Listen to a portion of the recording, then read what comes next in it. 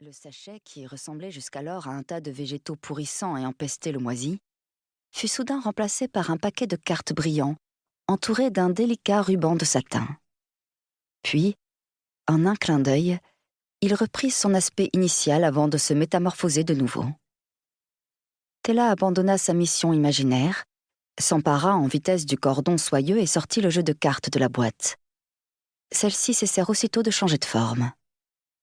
Elles étaient tout bonnement magnifiques, d'un violet aubergine si foncé qu'elles en étaient presque noires, parsemées de paillettes dorées qui scintillaient à la lumière, et gaufrées de fioritures sinueuses d'un pourpre profond qui évoquait à Tella des fleurs mouillées, du sang d'envoûteuse et de la magie. Elle ne ressemblait en rien aux cartes noires et blanches toutes fines avec lesquelles les gardes de son père lui avaient enseigné les jeux de Paris.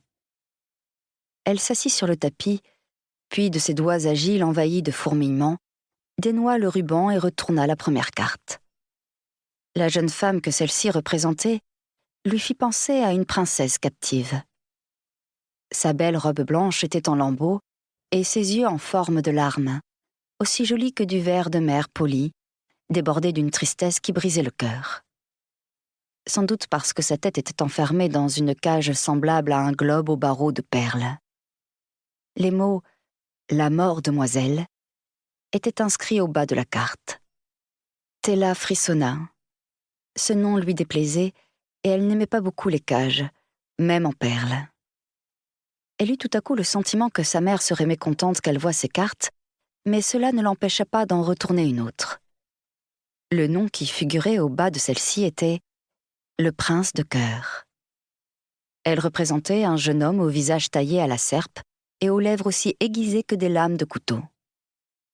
Dans une main, près de son menton pointu, il serrait le manche d'un poignard et de ses yeux coulaient des larmes rouges, de la couleur du sang qui tachait le coin de sa bouche fine. Tella tressaillit lorsque l'image vacilla avant de disparaître, de la même façon que plus tôt le sachet malodorant avait miroité. Elle aurait dû choisir ce moment pour arrêter. De toute évidence, ces cartes n'étaient pas des jouets, mais elle avait l'impression qu'elle était destinée à les trouver. Elles étaient plus réelles que la reine maléfique ou le prince elfe de son monde imaginaire, et elle eut l'audace de penser qu'elle la conduirait peut-être à une véritable aventure. La carte suivante lui parut particulièrement chaude lorsqu'elle la prit entre ses doigts. L'oracle. Elle ne connaissait pas le sens de ce mot étrange et, contrairement aux autres cartes, celle-ci ne comportait rien de violent. Des arabesques dorées ornaient ses bords et son centre était aussi argenté qu'un miroir, ou plutôt, c'était un miroir.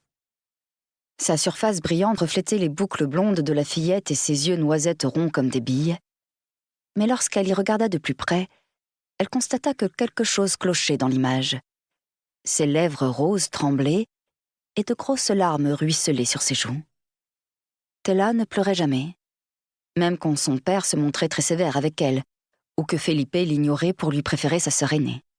« Je me demandais si tu serais en train de t'amuser ici, ma petite chérie », annonça sa mère de sa voix soyeuse, en entrant d'un pas gracieux. « À quelle aventure joues-tu aujourd'hui ?» Lorsque la jeune femme se pencha vers sa fille, ses cheveux tombèrent autour de son visage débordant d'intelligence en élégantes cascades. Ses boucles étaient du même brin que celles de Scarlett, mais Tella, elle, avait hérité de son teint basané, qui étincelait comme si elle avait reçu des baisers des étoiles. Sa mère devint blême quand elle vit les figures de la mort demoiselle et du prince de cœur. « Où as-tu trouvé ça ?» Paloma avait gardé une voix douce, mais elle s'empressa de récupérer les cartes, donnant à Tella l'impression qu'elle avait commis une grosse faute. Même si la petite se montrait souvent désobéissante, d'ordinaire sa mère ne s'en souciait pas. Elle la sermonnait gentiment ou parfois lui expliquait comment se tirer sans encombre de ses petits forfaits. C'était son père qui s'emportait vite. Sa mère était le léger souffle d'air qui éteignait les étincelles avant qu'elles puissent se transformer en flammes. À présent, Paloma semblait néanmoins prête à allumer un feu en enflammant les cartes. « Je les ai trouvées dans ta boîte à bijoux ?» avoua-t-elle. « Je suis désolée, je ne savais pas qu'elles faisaient peur. » « Ce n'est pas grave. répondit sa mère en caressant les boucles de sa fille. Pour continuer à écouter ce livre audio gratuitement, cliquez sur le lien dans la description et vous pourrez l'écouter en entier sans frais grâce à l'essai de 30 jours d'Audible.